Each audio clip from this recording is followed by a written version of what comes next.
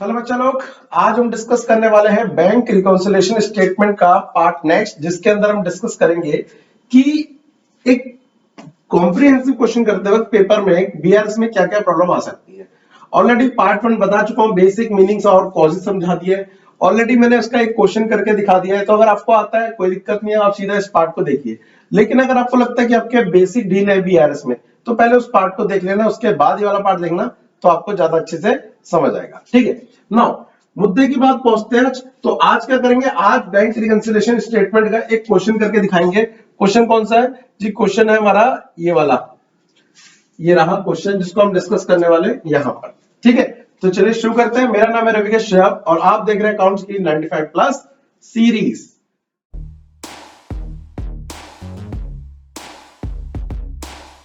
तो बच्चा लोग देखो, इस क्वेश्चन को करने से पहले सबसे पहले मैं आपको एक चीज क्लियर कर दूं। सबसे पहले चीज क्या क्लियर करनी है कि ऑलरेडी मैंने बताया, जब भी आप बीआरएस का क्वेश्चन करेंगे, ठीक है, तो आप एक रफ में क्या लिखेंगे, सीबी बनाएंगे और एक पीबी बनाएंगे रफ में, और देखेंगे कि जो भी ट्रांजैक्शन हो रही है उसका इंपैक्ट इस पे क्या जाएगा, कैश बुक पे क्या जाएगा और पासबुक पे क्या जाएगा। देन उसके बाद जब इन दोनों पे इंपैक्ट पढ़ लेंगे प्लस माइनस करके, तो उसके बाद आप बैंक रिकंसिलिएशन स्टेटमेंट में अपनी एंट्री डालेंगे। इसको करने से पहले एक और चीज मैं आपको क्लियर करना चाहता हूं। देखो होता क्या है, बैंक रिकंसिलिएशन स्टेटमेंट को करते वक्त हम कुछ चीजों का ध्यान नहीं दे रहे। क्या है वो, सुनना जरा ध्यान से। मान लेते हैं एक चीज, एक चेक है, चेक डिपॉजिट हुआ बैंक में, डिपॉजिट इनटू बैंक। ध्यान रखना कब, इन जुलाई, इन जुलाई। अब इंपॉर्टेंट है इन जुलाई। लेकिन अगर ये चेक जमा हो कब जाके, next month, and collected in August, लेकिन कलेक्टेड कब हुआ, वो अगस्त में हुआ, तो बेटा प्रॉब्लम यह है कि अगस्त वाले को हम ये मानेंगे कि नहीं हुआ। क्यों? क्योंकि अगर कोई भी एंट्री इस मंथ कर रहे हैं ना, तो वो इसी मंथ हो जानी चाहिए। अगर वो गलती से नेक्स्ट मंथ गई तो उसे नहीं मानेंगे। ठीक है, इसी तरह से एग्जांपल के लिए इसी को अगर मैं लूं कि जुलाई में जो चेक थे वो 10,000 रुपए के जमा होने के लिए गए थे, ठीक है, लेकिन जो 2,000 रुपए के चेक है वो कब जमा हुए जाके, 2,000 वाले हुए जाके अगस्त में। तो अब नॉर्मली ये जो 8,000 के हो गए, कोई दिक्कत नहीं, वेल एंड गुड, उसकी कोई दिक्कत वाली बात नहीं है। लेकिन ये जो 2,000 के हैं, ये आपको क्या बोलना पड़ेगा, क्योंकि हुए तो है लेकिन अगस्त में हुए, तो जुलाई के लिए क्या है, जुलाई के लिए है cheque deposit but not collected. इस तरह से आप बनाएंगे। तो कभी भी दो अमाउंट दिए हो तो आपको वो वाला अमाउंट लेना है जिसकी वजह से डिफरेंस क्रिएट हो रहा है, विच मीन जो इस मंथ होने चाहिए थे नहीं हुए। तो आज का क्वेश्चन जो हमारा है वो इसी के बेस पर है। तो चलिए शुरू करते हैं, देख लेते हैं क्वेश्चन क्या है। देखो सबसे पहले क्वेश्चन यहाँ पे दिया हुआ है और रफ में मैं एक सीबी और पीबी बना लेता हूं, जैसा मैंने सबको बताया, सीबी और पीबी, जो मैं बताएगा कि कैश बुक और पासबुक में हम क्या इफेक्ट डाल रहे हैं। क्वेश्चन पे फोकस करते हैं। क्या बोला है, prepare bank reconciliation statement as on 31 March 2014। On this date passbook of Nupur industry showed balance कितना, 27,500।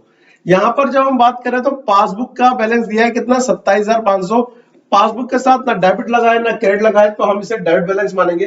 तो सबसे पहले एंट्री यहां पर आप यहां पे नाम डालेंगे, क्या पूरा नाम डालेंगे, बैंक रिकॉन्सिलिएशन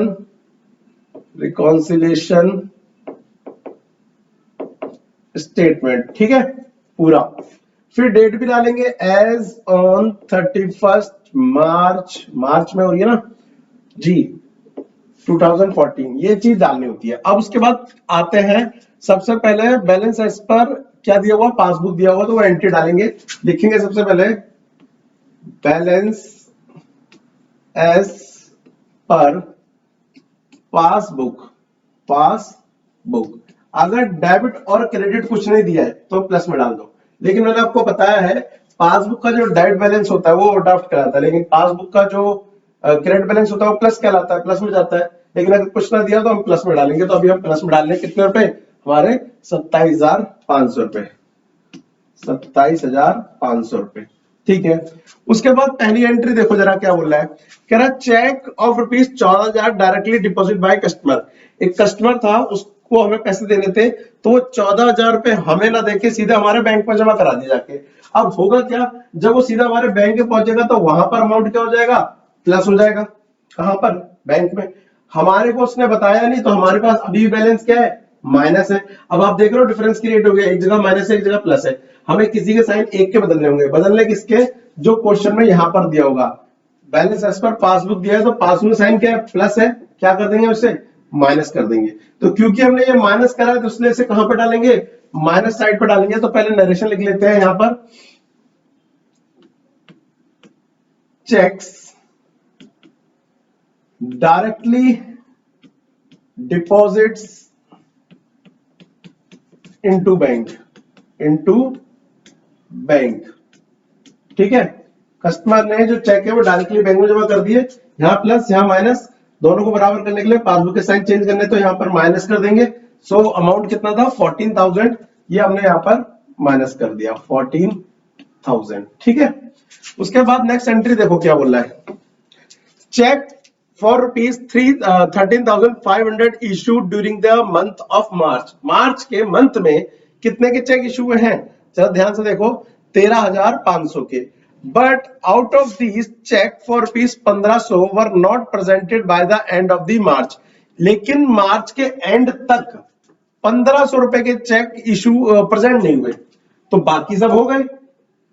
13,500 में से 12,000 के हो गए, तो उससे हमें कोई मतलब नहीं है। लेकिन 1,500 जो चेक है वो एक ऐसे चेक हैं जो क्या हुए, यहां पर तो इशू करे ना हमने, जब कोई पार्टी आई हमसे पेमेंट लेने, हमने चेक बनाया, ले भाई ले जा पेमेंट, तुमने यहां तो माइनस कर दिए। ठीक है, लेकिन वो वहां लेके नहीं गया, अभी तक दिखाया नहीं बैंक, तो वहां पे हमारा पैसा कटे नहीं है, वहां भी क्या है, प्लस ही है साइन। अब गड़बड़ किसमें चेंज करनी है, 500 में से प्लस है तो यहाँ क्या कर देंगे, माइनस कर देंगे, माइनस साइड जाएगा, और ओनली उतना जितने का डिफरेंस क्रिएट हो रहा है 1,500 रुपए। तो यहां पे लिखेंगे check issued in March but not presented, but not presented. आप मार्च ना भी लिखते चल जाता, आप बस लिख देते check issue but not presented. कितने रुपए, 1,500 रुपए है, इसकी एंट्री होगी, और ये 1,500 रुपए कहां जाएंगे, यहां पर जाएंगे माइनस साइड पे 1,500 रुपए। ठीक है, उसके बाद देखो एक और दिया है, द बैंक कलेक्टेड 2,500 रुपए डिविडेंड ऑन शेयर्स।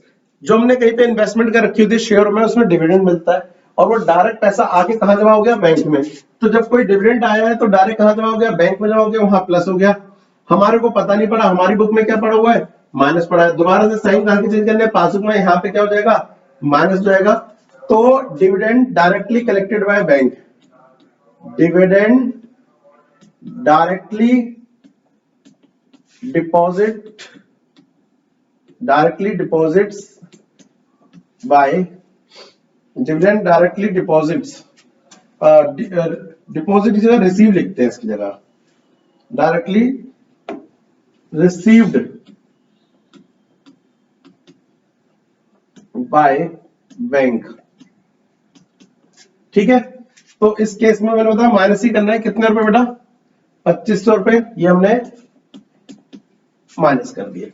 ठीक है, और लास्ट एंट्री देखो जरा, कह रहा चेक कितने रुपए, 17,500 का है, जो बैंक में जमा करा, पेड इनटू बैंक, बट 8,500 के चेक है, रियलाइज हुए कब, अप्रैल में, उस मंथ में ना होगा अगले मंथ में।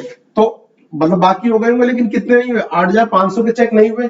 तो इस केस में हम यहाँ पर क्या करेंगे, हमने जब जमा करे तो हमने अपनी बुक में क्या लिखा, प्लस, सोचा बैंक में प्लस हो गए होंगे, लेकिन वो तो बैंक में अभी तक लेके गए नहीं, तो वहां पर अभी भी क्या है, माइनस है, जमा ही नहीं हुए। बोला ना, देखो बोल रहा है क्वेश्चन अप्रैल में हुए हैं, हो तो गए लेकिन अप्रैल में, लेकिन मैंने भी स्टार्टिंग में क्या बताया था, अगर गलती से कोई चीज नेक्स्ट मंथ हो तो उसे मानेंगे नहीं हुआ है। ठीक है, तो वहां पर अभी वो माइनस ही है, साइन कहां के बदल रहे हैं, पासबुक के, तो यहाँ क्या कर देंगे, प्लस कर देंगे, तो ये प्लस में एंट्री चली जाएगी। तो चेक डिपॉजिट या check paid into bank but not realised, check paid into bank but not realized। ठीक है, तो इस केस में इसको कहां डाल रहे हैं, प्लस में डाल रहे हैं, कितने रुपए डाल रहे हैं, जितने का डिफरेंस आया 8,500 रुपए का। ठीक है, नाउ इतना करने के बाद हमें आंसर निकालना है इसका उल्टा। ये क्या है, बैलेंस एज पर पासबुक है, तो हमें निकालना है balance as per cash book. Balance as per cash book निकालना हमारे को। अब इसका आंसर कितना आ रहा है, तो सबसे पहले हम टोटल कर लेंगे राइट साइड वाला और लेस करके देख लेंगे कितना आंसर आ रहा है। चेक करते एक बार, उसके बाद बताता हूं मैं आपको आंसर कितना बन रहा है। देखिए कैलकुलेटर खोल लेते हैं, पहले हम इस वाली साइड को टोटल कर लेते हैं और इस साइड में 27,500 प्लस 8 डायरेक्टली भी ऐड कर सकते हैं हम, 335 और ये हो गया 36,000, ये भी हो गया 36,000। अब इस 36,000 में से हम क्या करेंगे, माइनस कर देंगे इधर की सारी value. 36,000 minus 14,000 minus 1,500 minus 2,500, I think 2,500 था ना, हाँ, इक्वल आ गया 18,000। सो ये आंसर आया हमारा 18,000 रुपए। ठीक है, तो ये हमारा निकल आया बैलेंस एज पर कैश।